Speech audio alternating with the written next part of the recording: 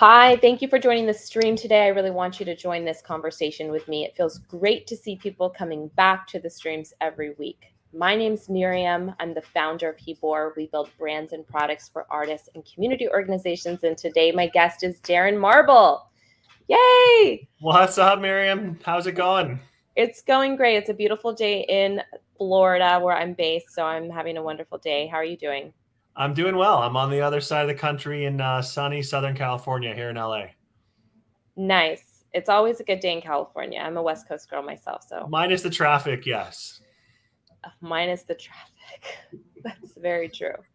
So for those of you guys that don't know who Darren is, I'll give a brief intro. He's a serial entrepreneur, executive producer, and CEO co-founder at Issuance and YELLOW. He has raised more than $10 million for his companies to date. Some of his investors include Chris Burch, co-founder of fashion juggernaut Tory Burch, the co-founder and chairman of Acorns, and Chris Morris, the co-founder of Computershare, the world's largest transfer agent. We're streaming to multiple platforms today using StreamYard. I'll drop a link that saves you $10, and when you spend $25 with them, I get $25. So thank you for that. Chime in with your questions. Raise your hand to join us on stage if you're joining us on Entra, and use the reactions to let us know how you think the conversation is going.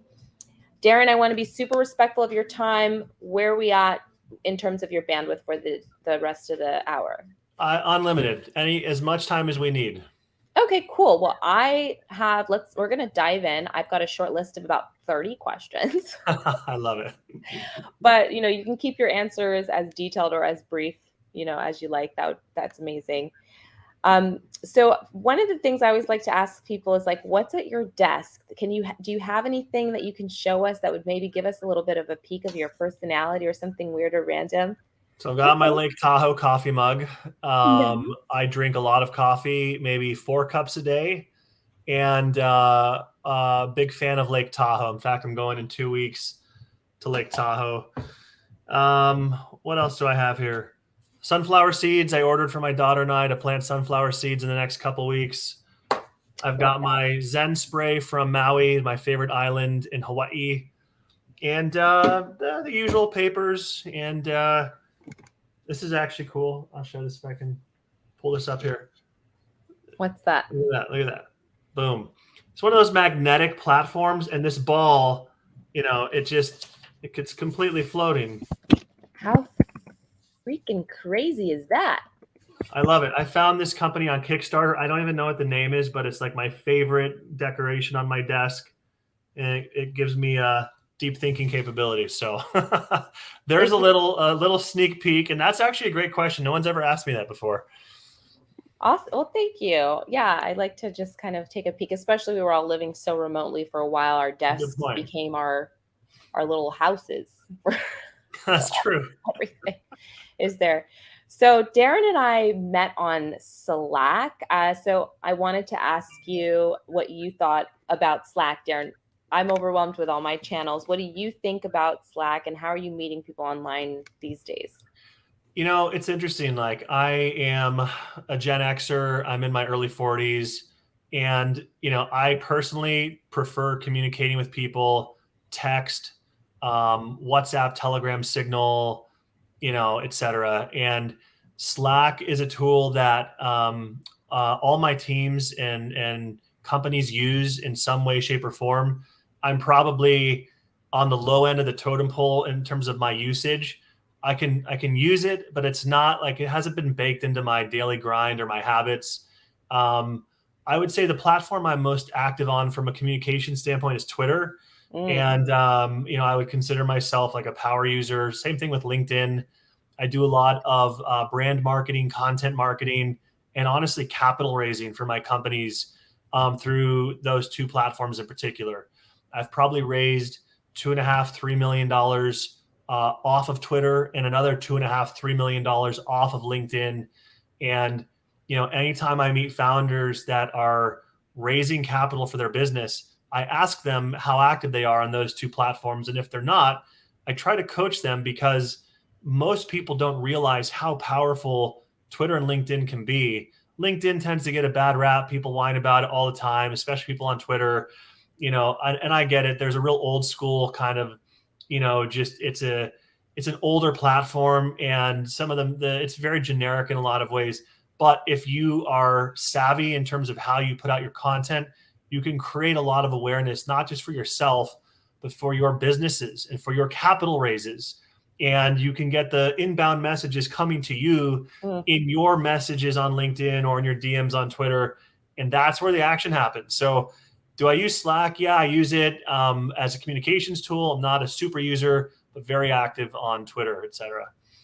Dope. I love that. Just a quick tip. How do you come off like not spammy, or like sometimes when I'm typing something I want to share about my brand, I feel like I'm writing an advertisement. Yeah, it's really interesting. So, my first recommendation is to own your domain. So, the challenge with these platforms is that most people that have big followings, they're really known for like one thing, right? Oh, this is like the strip mall real estate guy. This is like the makeup artist. You really have to own your domain. So whatever it is you do well, or you do better than anyone else, whatever your core competencies are as an entrepreneur or employee, I recommend that you double down, triple down, and almost be exclusive to one category of content. So on Twitter, my persona is entrepreneurship and capital raising. Now, it's not exclusive. It's not 100% of my tweets talking about building, launching, scaling a business and raising capital, but I'd say 80% of my content falls within those rails. And so I've branded myself as someone who is an expert in business building and capital raising. And that's how I want to be perceived. And that's been beneficial to me, to have people perceive me as somebody who understands the capital raising game, online capital raising in particular. So I guess my first piece of advice would be stick to the script. Focus on one type of category of content, something you really know that you're an expert in, and just own it. And don't feel guilty about saying the same thing over and over again. A tweet can be posted and out of someone's memory before it's even posted. So, I often will deliver the same message on a weekly basis. I also think it's important to educate. So, look, it's fun. And I'm guilty of this too. Like, I'm a foodie. I love great food. I, indulge in sushi. If I died tomorrow, guaranteed I went out on a great meal. Like, I didn't slum it. And I like posting pictures of meals sometimes on Instagram.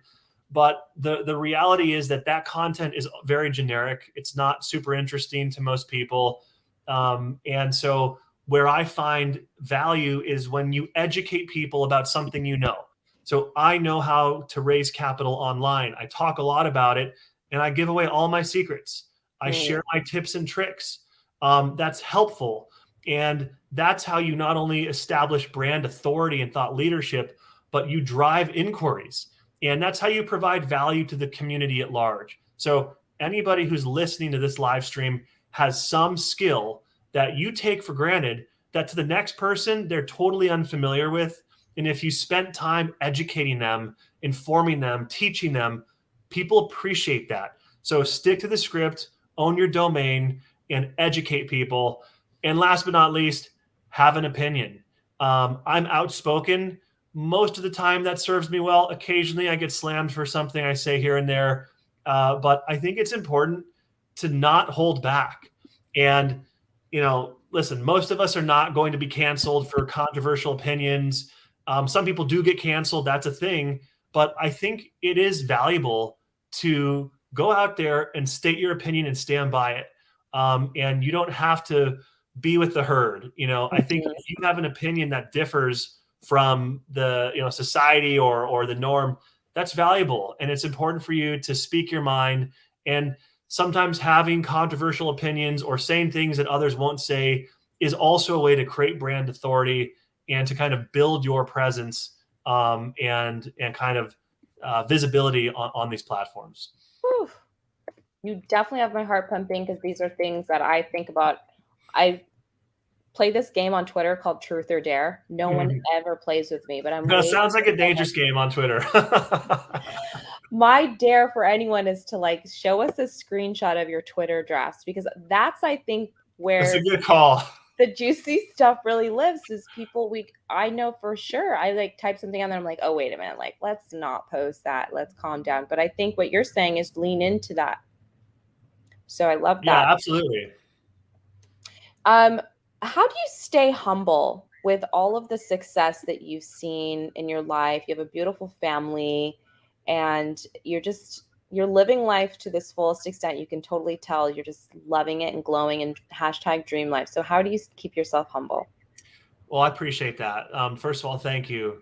Look, I think it's so important to be humble, and I feel like I can't not be humble because I spent what feels like a decade, but was probably closer to 6 or 7 years, just completely failing in my businesses. And when I first my first company was roughly a failure. We launched a social networking site for filmmakers. We founded a tech company without a tech co-founder. We didn't have a monetization strategy. I've been rejected by every venture capitalist that lives 100 miles within Los Angeles. And it's been brutal. And so, having gone through the experience of being rejected over and over and over, being told my ideas weren't worthy, failing to raise capital, failing to generate revenue, almost having to wind down, now having had some entrepreneurial success, I'm constantly reminded of what it took to get to this point in my career. And so that experience in and of itself is humbling. And so I would say that I have tremendous empathy for founders in general because I know how hard it is. And in theory, I have advantages. I have privilege. I'm a white male founder. I'm the type of person that you would think is supposed to be successful, and things fall into my lap, and it hasn't happened for me. There's people that have had worse experiences than I have had, of course. So, I just feel grateful to have, persisted and have the stubbornness that I do. But having gone through the trials and tribulations of starting a business, which is incredibly hard, and having had years of failure. I mean, I'm talking like sleepless nights for 6 months where we were just grinding on the razor's edge, and one bad deal could like destroy the business. I just feel really lucky to have persisted. And so more than being humble, I have empathy, and I want to help founders and encourage them and give them insights or tips and tricks into how to keep going, because it's really lonely in the founder seat. I have a hard time relating with non-founders. It affects my social life. I gravitate towards people that like know what I'm talking about, and I kind of pull away from people that work for companies. And this is maybe a character flaw, but I've been to hell and back in my own businesses, and so that grounds me. And no matter where I go from here, I'll never forget what it was like to be on the losing side of the startup game, and so it puts everything else in perspective for you.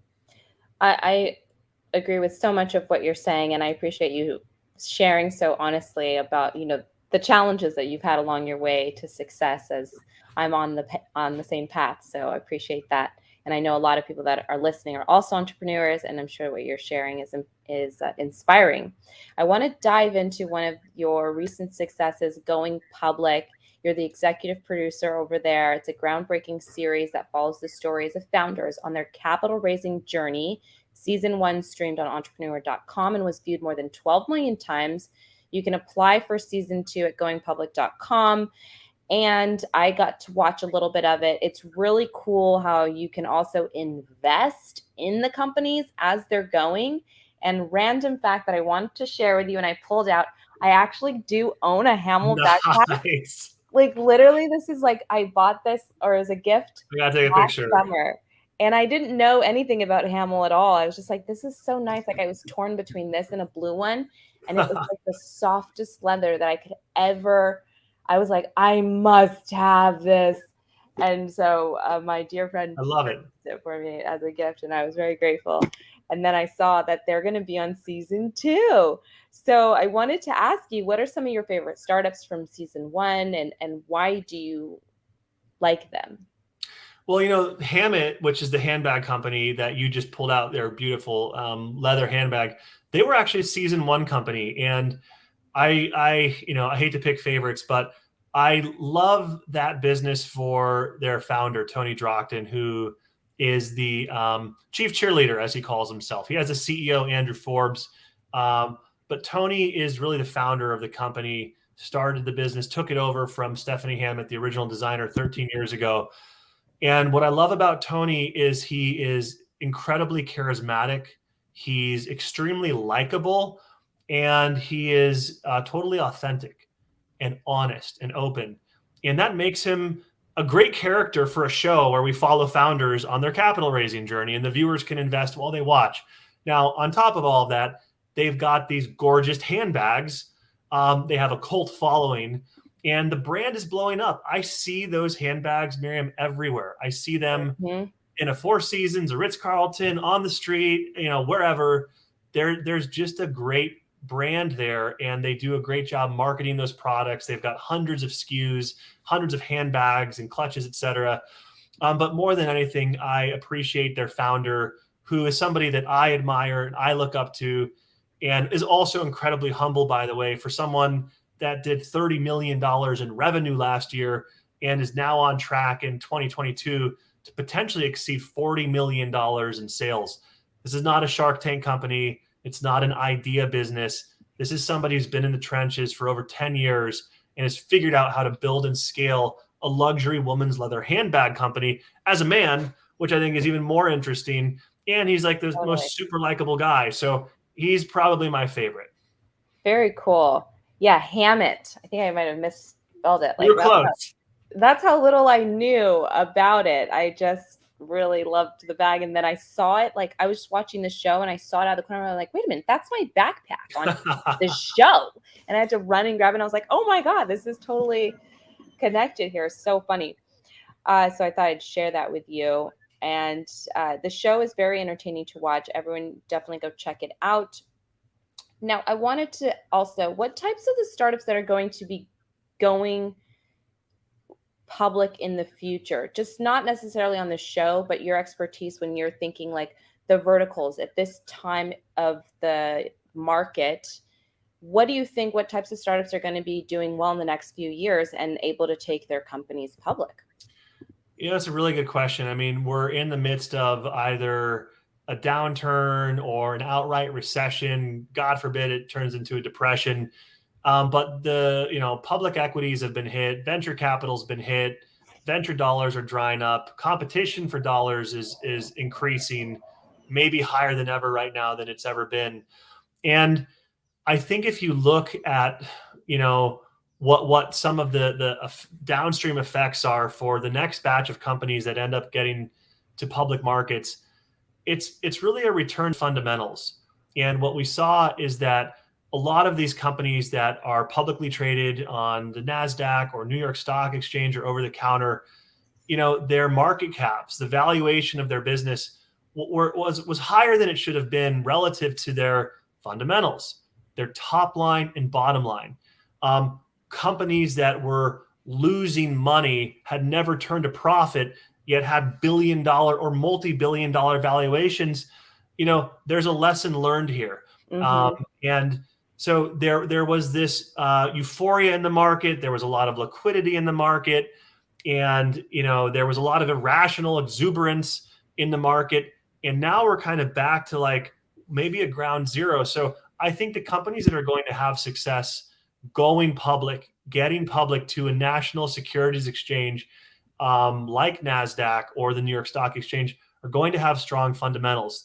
These are going to be companies that are conscious of their burn rate. They are conscious of their headcount, and they're focused on driving the bottom line.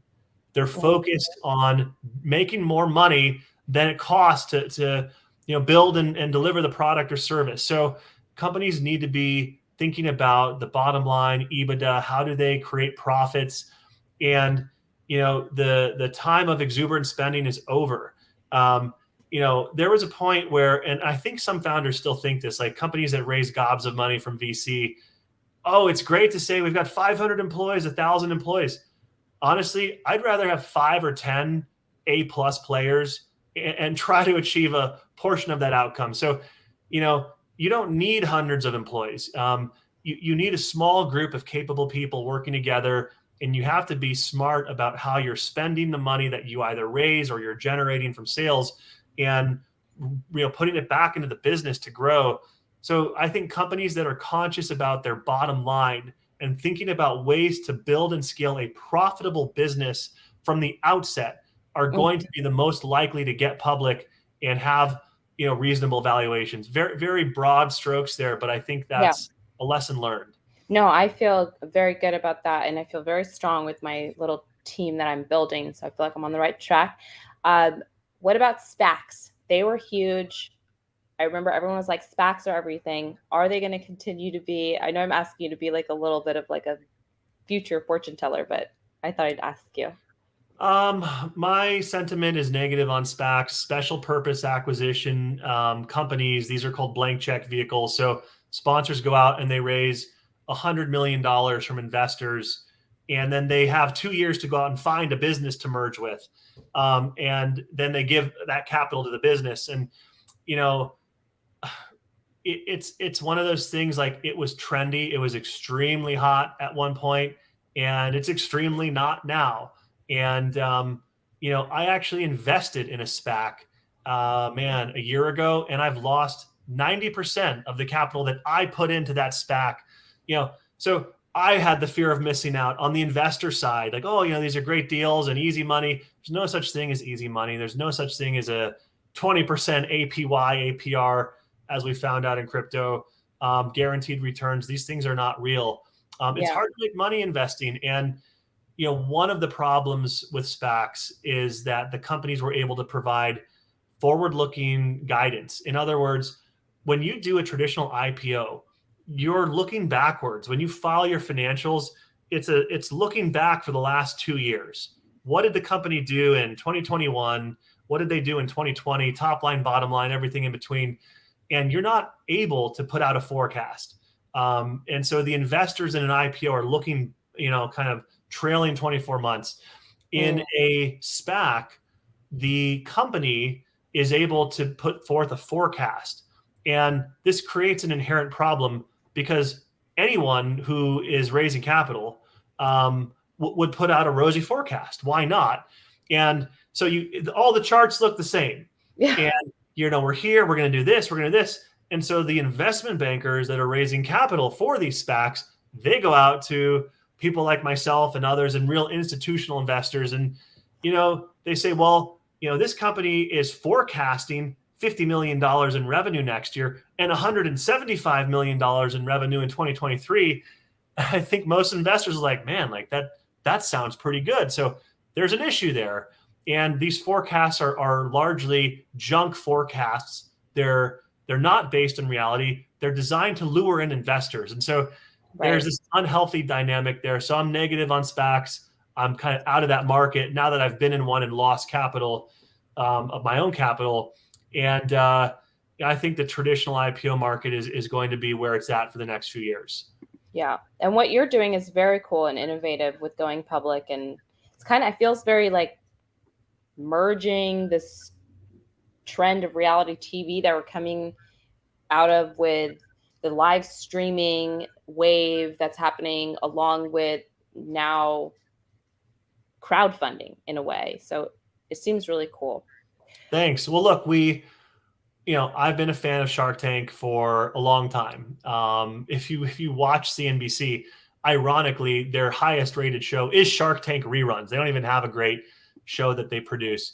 And so, Shark Tank has become this cultural phenomenon, but it's kind of an old, stale concept now. Mark Cuban makes investments. Kevin O'Leary, who's a total jerk, doesn't care about anybody but himself, making investments and being a total ass to startup founders. I think it's terrible in some regards. And, people for years have saying, well, man, if I could invest, like, I'd put my money into this deal. And so that was part of our goal, was to democratize access to startup investments and do it through a TV show that we aim to create and make it massively mainstream. We think that going public has the potential to be bigger than Shark Tank because it's more interesting in that the viewers can invest. You don't need to hear Kevin O'Leary's opinion, which, oftentimes is bad opinion, to decide whether or not you want to make an investment. You need to make that determination from yourself. So, our format is based on this idea that the smaller investor deserves access. They at least deserve the opportunity to make an investment in a company like Hammett if they so choose. And, we put millions of dollars into the production for season 1. We are probably 4 weeks out from announcing an even larger, more strategic distribution partner. It's actually one of the largest financial media companies in the United States that is picking up going public on hosting streaming season 2. We'll announce that in 4 weeks. So we've got some momentum. It's been a long ride, 5-year journey to, get this show out. It was not easy. It was incredibly complicated, but we're thrilled to be here. It's funny. I was actually at a Greek restaurant called Avra in Beverly Hills yesterday, and I saw Kevin O'Leary walk into the restaurant. He had a mask on, and yet Kevin O'Leary is recognizable even with the mask. And, there was part of me that just like natural reaction, a celebrity, go up and like, I'll pitch anybody. I've raised a lot of capital by pitching people. And so part of me was like, I'll go pitch this guy. And then I was like, wait a minute, he's not the enemy, but like, here's a guy who doesn't believe that the small investor deserves a shot. Kevin O'Leary believes that Kevin O'Leary deserves a shot because he's already rich. He's already made it. He doesn't care about you. He doesn't care about me. He doesn't care about anybody on this live stream. All he cares about are getting the best opportunities for Kevin O'Leary. And to me, that makes him a bad guy.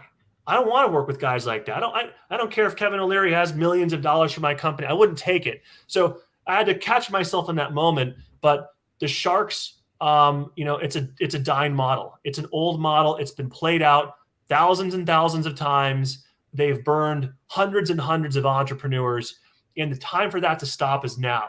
So we want to replace that model with a new, fresh model where we're featuring bigger companies that are even more successful than any of the companies you'd see on Shark Tank, and give the viewer an opportunity to invest. And that's an idea whose time has come, and it's long overdue.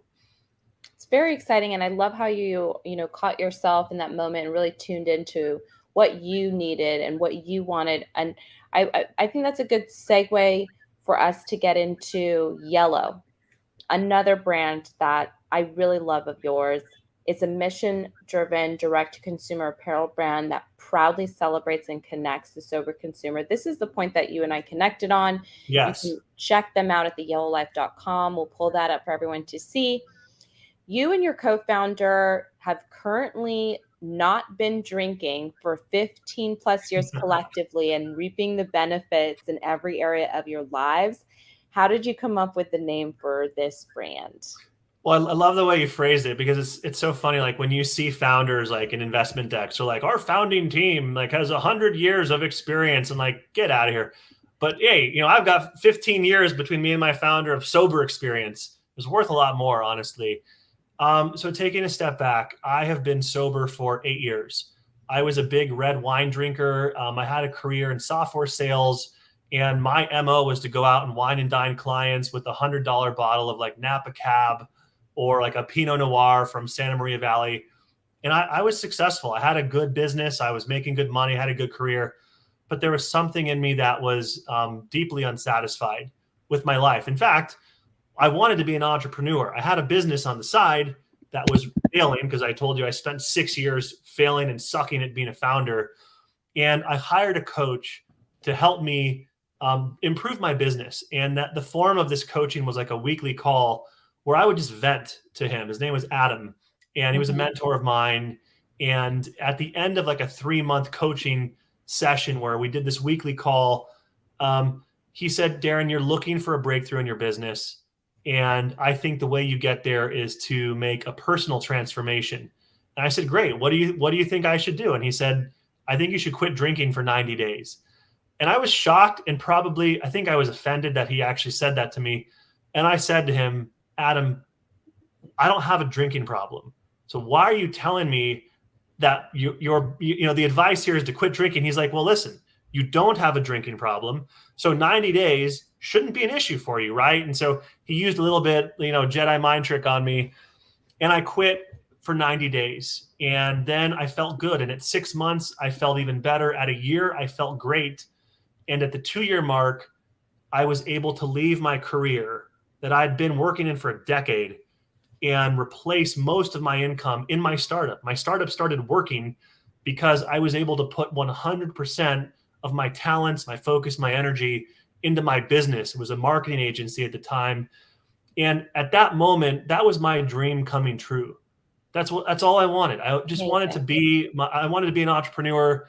And it turns out he was right, that sobriety was an unlock. And by the way, it was the last thing I ever thought I needed to do. Like, I never considered myself an alcoholic, never thought I had a problem. But the bottom line is that I had incremental improvements in my daily being, the way I executed, the way I spoke, the words I chose, my energy, enthusiasm, productivity, no hangovers. And all of that improved efficiency, which was just a little bit every day for 2 years, was a game changer. So, Yellow is a company that sells apparel. It's a mission-driven apparel company. Our site is theyellowlife.com. We want to connect, unite, and celebrate the sober or the currently not drinking consumer. Everyone else in the space is launching a non-alcoholic beverage. And you know what? That's an extremely crowded space. And if somebody is on this call who's also sober curious, and you're thinking of getting into that space, I would advise against it. There's hundreds of companies trying to create non-alcoholic wines, beer, whiskey. It's just very crowded, and I think it's going to be a tough business. So we wanted to go into the apparel space because no one else is going into this market, come over the top, and unite this community. Now, to answer your question, in a roundabout way, Yellow was conceived of by my co-founder, Ian Mirmelstein. He's a big Grateful Dead concert goer. And at Grateful Dead concerts, they have a section in the stadiums and at the events. It's the yellow section, and they have yellow balloons, and that signifies the non-drinking section. Wow. And so to play on this, part of the music community that signifies the non-drinkers within a concert. And so that's where the brand came from. And, I'm obviously passionate about my sobriety. I talk about it openly. I have no shame. I have no fear. And I encourage others, anybody who's listening, if you are starting a business or you are a business owner and there's something that's not working out for you, I don't care what it is. You're struggling to raise capital, struggling to, go full time, struggling to acquire customers. I challenge you to quit drinking for 90 days because it just might be the breakthrough that you need. And it was the breakthrough I needed. Again, I didn't see it coming, and I couldn't be more thrilled about that decision to quit drinking. And 8 years in, I've never looked back. It doesn't even, for me, it doesn't register. I can be anywhere. I was in Vegas last week around a lot of people drinking. No temptation, no issues. I'm just set in my ways now as a guy that doesn't drink. And if I'm out, I'll drink a Red Bull or a Virgin Bloody extra spicy. That's my go-to. And I encourage anyone out there listening to give it a shot to see if it might be the breakthrough you've been waiting for. I love it. I mean, I think that for me, I'm just getting started with my freedom from alcohol experience, as I'm calling it. And it's been really fun so far just to be out at professional events, completely sober. I feel like really awake. I feel super present. I feel like I'm catching all the little comments, and I'm really able to tune in to who I should be gravitating to in the room. And for me, as a person who's thinking about the next few years of my business growth, it's been amazing. So I highly recommend it as well. It's not about, for me, an addiction problem, and I don't think it needs to be about that for people. So give it a try and definitely let us know how it goes for you. I'm very excited to have met you and know someone else who's kind of like just on this trajectory. I love it. I love hearing that. Congrats. Thank you. Yeah. Let's go into a little bit more. I do have a question because for me, I know yours was 8 years ago. I did like a juice cleanse right before I went into my freedom from alcohol. But is there, because I know a lot of people do suffer with like an addictiveness to alcohol versus just a lifestyle choice. So is there anything that you can recommend for someone who's like, even maybe they want to stop drinking, but they just don't have the tools on how they can go about that? It's a great question, Miriam. I think the answer varies from person to person. I don't think there's a silver bullet here. What I've learned, having met hundreds of people that are sober or sober curious or taking breaks, I think I'm an exception to the rule in that I had a coach talk me through it and kind of help me quit. I think most people find tremendous value in programs like AA. And I had a friend who's been sober now for 9 months who invited me to an AA meeting that she attends pretty regularly in Beverly Hills. And I went in there with her, and it was a totally foreign experience. And she was like, "Well, don't you know what this is?" I was like, "I have no idea. I don't understand this. Not my culture, not my thing." Mm-hmm. But for her, it's been incredibly valuable. And for many others, probably millions, the AA program, I think, does provide a lot of value. Now, I'm not saying this is a downside, but it is a lifestyle. Like the people I know that get value from programs like that, you're in it pretty regularly, daily, weekly. It's a commitment. And I was able to quit through a coach. So I think there's different methods. Um, you know, the for me, I needed somebody outside of myself to tell me that I should take a break. And it's sometimes these things are hard to see, right? Like you're in these habits, that you have a lifestyle, you don't think you have a problem, and if nobody is willing to like be honest with you, you probably keep going, right? If you don't have a parent or a partner or a friend or a coach who's like, "Hey, Miriam, like you drink a lot, like maybe you should try." It's tough. I think it's really self-awareness is a virtue. Not everyone has incredible fine-tuned self-awareness. You're just used to waking up and brushing your teeth, you put on your clothes, and you go out and you drink and you come back and do it all over again. And Mm-hmm. so for me, having somebody that could like look me in the eye and without any judgment, make a recommendation to me, that to me was what helped me, make that decision to stop drinking for 90 days. And by the way, that was the other thing that helped is like when he said to me, "Hey, I think you should quit for 90 days." It wasn't like, "I need you in this moment to tell me you're going to quit drinking forever." Most people don't want to make that kind of commitment. It's really intimidating. Yeah. But I thought to myself, 90 days seems pretty reasonable. Like if I'm just like dying to go back and be, a party animal and go drink wine, I can do that. But I thought 90 days, like that's a reasonable time frame. And so that's why I always encourage others, because that time frame was enough for me to get it out of my system and become in the habit of just not drinking. And it turns out that sobriety is a superpower. Yeah. It's a competitive advantage. Totally. I'm able to work smarter, harder, longer than my competitors. I'm more focused. And, I'm like running a business is extremely stressful and Yeah. anxiety provoking. I'm able to deal with those emotions like head on. Yeah. I still have those feelings, right? But I'm able to like self-soothe and like address them and like, digest those things as a sober person and not avoid them or escape them or like punt them for a night. And so I think that helps me run my businesses because I don't flip out when shit hits the fan. I just kind of deal with it and tackle the problem and move on. Totally. Because I'm like focused on like what's really happening and there's no misunderstanding about what's really happening. Like my reality is a sober reality. So I'm better equipped to deal with those emotions. So it helps. I think it's great. Yeah. And you're just as happy. Okay. Life is just as good. I want to say that to anybody out there listening. We got a question. Darren, I'm envious of your confidence. Do you have any advice or recommendations for introverted founders trying to raise money? It's a great question. Thank you for asking that question.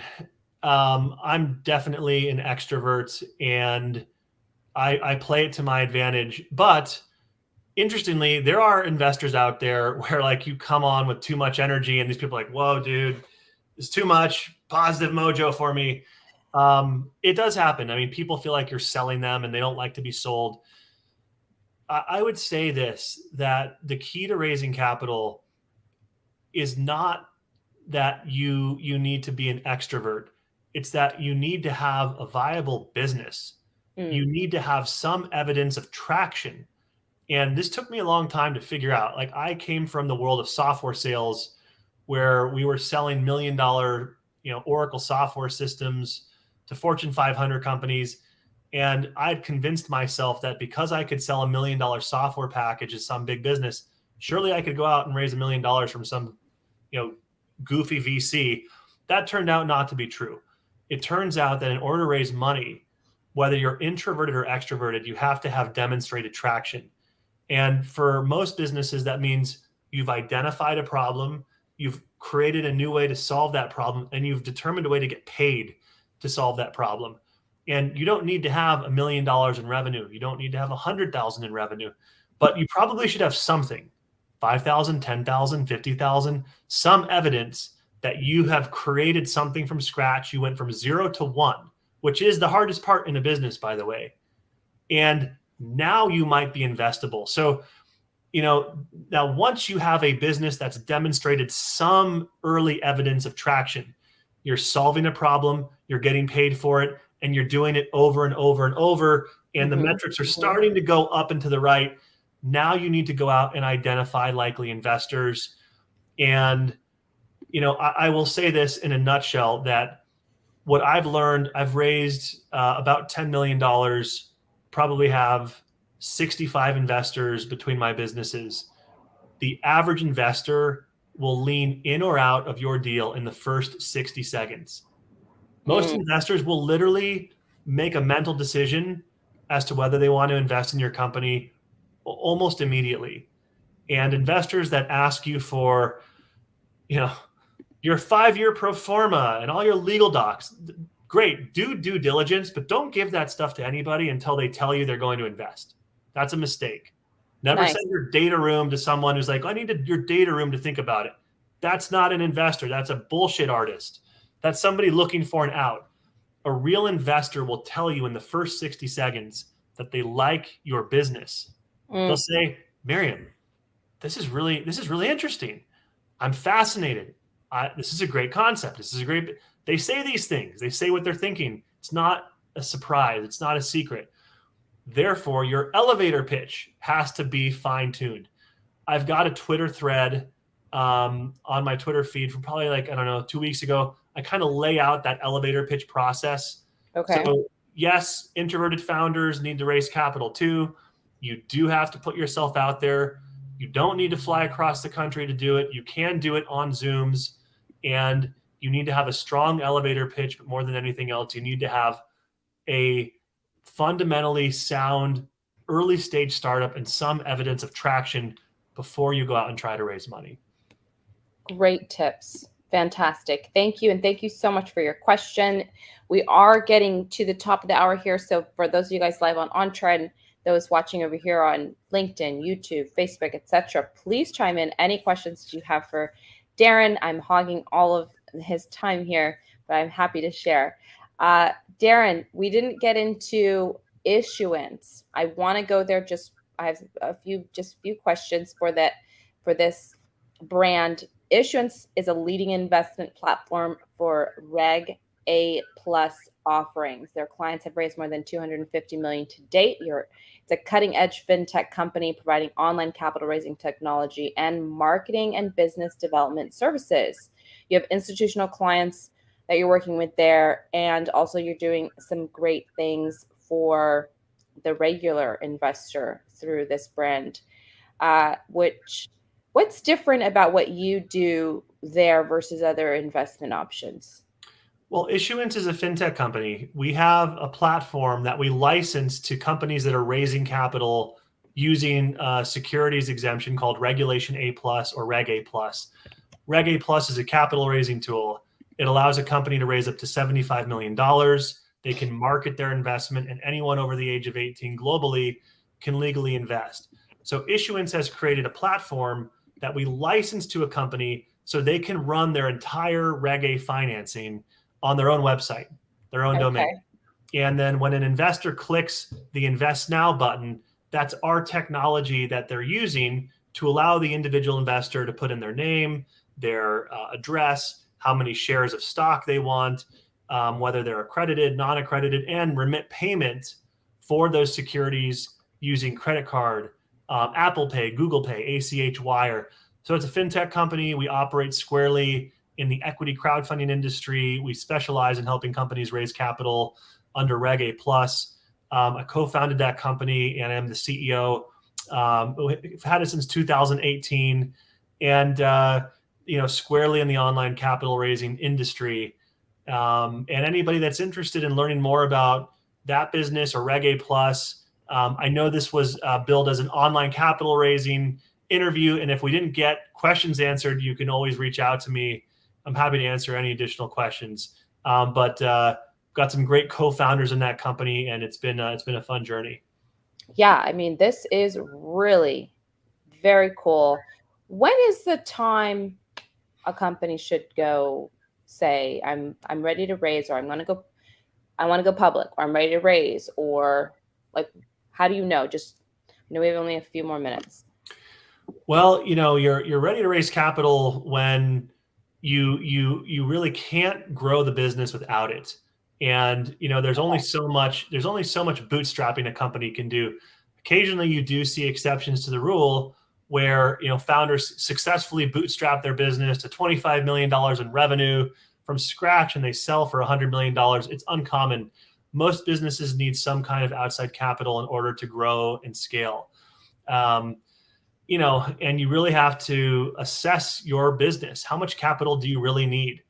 Mm-hmm. And then there's valuation, and it's a whole nother story.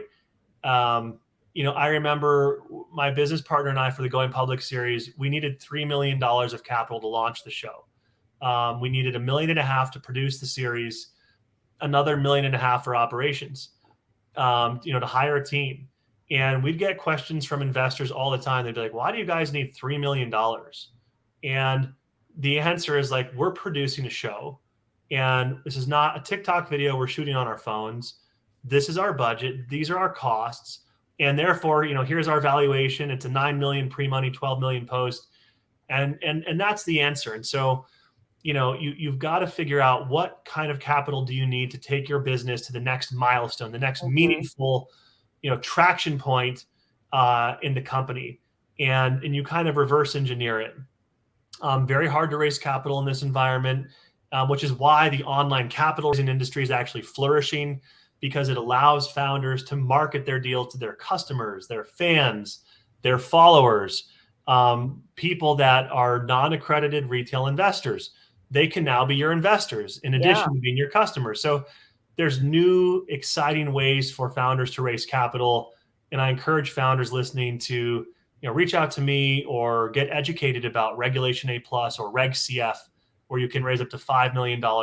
These are alternate financing tools that are now available to help you build your, the business of your dreams and, be a successful entrepreneur. So amazing. I can't let you go without asking, what do you think about Web3? Man, I am negative on crypto. Okay. I'm negative on Web3. And I'll tell you, I got hacked. I was a victim of a SIM swap hack. I lost $100,000 worth of crypto in 2018. I was speaking at a conference in New York. Oh my God. Phone went down. I had a bunch of shit coins, mainly some Ethereum, and incredibly, my hackers were caught. They were arrested. They were tried, convicted, and sentenced to 8 to 10 years in jail. Oh my gosh. Incredibly. I'm tripling my money on this hack. It's never happens, by the way. It's like I'm an anomaly. Through restitution and other means, my case wasn't a big case in the United States. The Department of Justice got involved, the Department of Homeland Security, and I'm getting my money back plus some. That experience has blurred my vision in crypto and Web3, and my perspective is incredibly negative relative to probably most others. So my perspective, which I admit is biased, is that industry is full of con artists, grifters, hackers, pieces of shit people that want to take advantage of you and have you join some community where you're the sucker for NFTs, some Web3 BS. So I'm as negative as it gets. I'm not a believer. I don't think it's a good place to be an entrepreneur. Does it mean it's the worst industry ever? No. Are there good founders in Web3 and blockchain and crypto? Of course. Are there founders with great intentions? Yes. Are there good investors? Yes. Yeah. Am I bullish on the space? Hell no, I'm not. Right. I had a nasty experience, being in that space, and it sucked. Yeah. And I see it over and over again with other people getting scammed, getting conned out of their hard-earned money. And it's because this space is highly unregulated, which is the appeal, right? Because, hey, these tokens can go 50, 100x, and it's all unregulated, but that means like you're at risk of losing everything. So that's not an industry I'm bullish on. I'm not bullish on DeFi. I'm not bullish on Web3, NFTs. I do think there are good players in the ecosystem, but I know there's a lot of bad actors. And for that reason, I'm out. You're out. Got it. I've got 2 more questions. Do we have time? Of course. Okay, cool. You've got so much going on. I love it. It makes me feel like I'm not alone in this world. Do you have anything else coming up? Like, what's next? Or are you like, okay, my plate is full for now? I am. I took my addictive tendencies as a guy that drank a lot of red wine, and I've migrated it over to entrepreneurship and business building. So I am somewhat hopelessly addicted to the startup game and founding companies and launching and building businesses. And, it becomes an issue when I've got too much going on.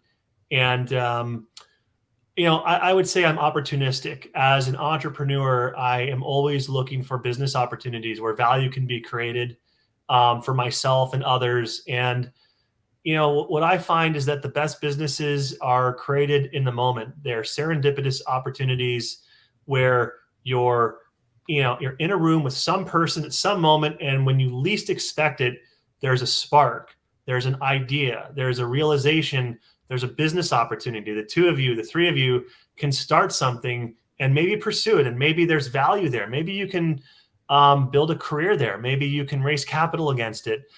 And so that's how, the businesses I've started, they've all been somewhat serendipitous. And therefore, I'm never, closed off or said, well, I'm done starting companies. If there's an opportunity to create a new business where there's a gap in the market, we can exploit some unfair competitive advantage. We can derive value for ourselves as founders or shareholders if we raise capital. I'm going to pursue it, and I'm going to pursue it aggressively. So always have, a couple things in the works, and always open to that moment. And I think others should be open to that moment too, where they see an opportunity when they were least expecting it. And you've got to trust your gut, and you've got to lean in and, lean into that feeling. There's something here. You just have a sense. That's a special moment. You see it in relationships with people you meet, you vibe with. There's something about this person. That's how businesses are too. And you have to lean into that moment and just kind of take the bull by the horns and go for it. Love that. And so as a true entrepreneur, I want to ask you this last question. What do you think is the biggest problem facing our world today, and how do we solve it? Wow. That's a tough one. That's a really good question. Biggest problem in the world. Well, let me answer it in the lens of entrepreneurship. Okay. I think that one of the biggest problems in the startup ecosystem is that there is a lack of capital for underrepresented founders. And this is something I'm passionate about. I'm an investor in a Techstars fund that exclusively invests in underrepresented founders of color. For those of you that don't know, venture capitalists consciously discriminate against founders of color and underrepresented founders. And the statistics are just terrible. Less than 3% of venture capital dollars go to female founders. I think it's 1.5% that go to Black founders. So these statistics are absolutely terrible. And you know what? They haven't improved. And so, and they may never improve. And so, rather than trying to fix VC, I think we need to nuke it and rebuild it and reimagine it from the ground up. Venture capital has had decades to solve this problem. They haven't done it. There's tremendous bias in the system. There's tremendous pattern matching. They look for founders that look like the guy that founded Snapchat and over again, drop out of Stanford. Let's find those guys.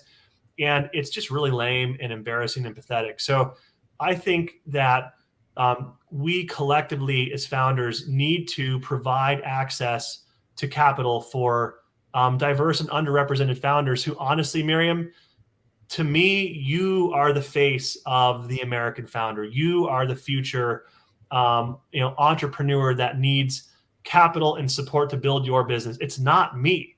I'm the stereotypical founder, and yet the opportunities for great businesses to be created by underrepresented founders, they're bigger than ever. And yet there's a lack of capital there. So I am a proponent of innovative ways to provide all founders with equal access to capital so that anyone with an idea can build and grow a business and not be actively discriminated against by a system that actively and consciously discriminates. So it's something I'm very passionate about.